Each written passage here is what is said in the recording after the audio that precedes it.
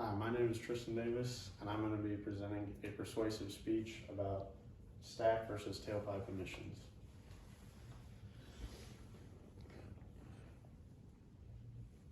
And this is my audience.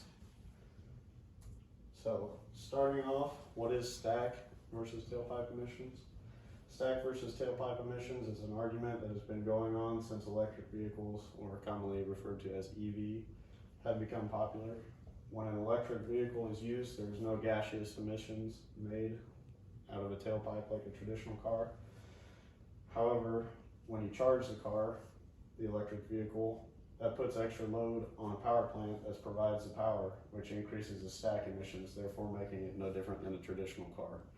You're just changing, there's still fossil fuel consumed, it just changes the point source from an individual vehicle to a stack emission at a power plant. So what are stack emissions? Stack emissions are the gaseous and solid emissions that come out of a power plant exhaust stack. Power plant exhaust can vary depending on the style of power plant that it is. Exhaust from a coal plant is much dirtier than a gas turbine plant. Common exhaust gases from a power plant include carbon dioxide, carbon monoxide, sulfur oxides, nitrogen oxides, trace amounts of mercury, and small particulate matter such as ash and coal residue like soot. This is an image of a power plant exhaust stack. What are tailpipe emissions? Tailpipe emissions are the gases that come out of an exhaust pipe of a car. Vehicle exhaust is more heavily regulated now than it was in the past. Cars are cleaner now than they ever have been, and they get much better fuel economy. Some of the exhaust gases that are included in vehicle tailpipe emissions are hydrocarbons, carbon dioxide, sulfur dioxide, nitrogen oxides, ozone, and carbon monoxide. So modern car fuel efficiency. Better fuel economy means less emissions, obviously. Modern cars have made huge advancements in fuel economy. It is common to have a car now that gets 30 miles per gallon and better. Gasoline cars are more and more affordable every year. Modern cars also run much cleaner than cars of the past, reducing smog and emissions. And modern gasoline engines also last much longer than electric vehicle car batteries. Electric vehicles.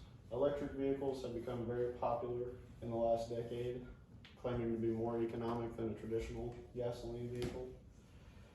Electric vehicles are more expensive than their gasoline vehicle counterparts, and electric vehicles do not have the range or the lifespan that modern gasoline vehicles have.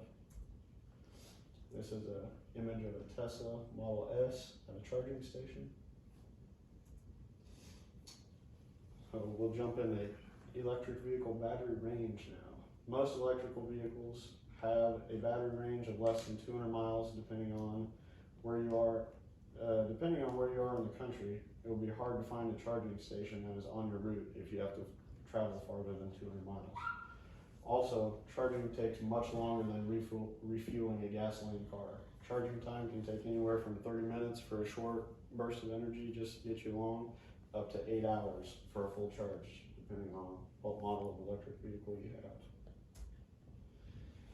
have. And this is actually, so if you have a charging station that doesn't have electrical service to it, they actually run charging stations off diesel generators. So you're not gaining anything there. You're still making pollution through a diesel engine to charge your electric car. And then we'll go for battery lifespan.